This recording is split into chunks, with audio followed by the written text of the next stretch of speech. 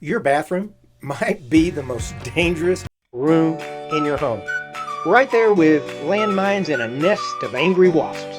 But unlike those other two, you can't just avoid your bathroom.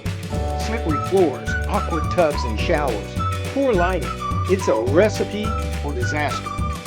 I've spent over 2 decades helping families prevent bathroom injuries and keep their loved ones independent at home.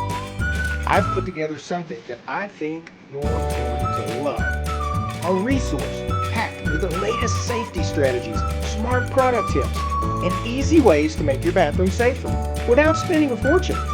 It's a quick read, easy to understand, and it can make a life-changing difference for you or someone that you care about. So let's skip the landmines and the wasps, and let's start making your bathroom an oasis of healing and safety.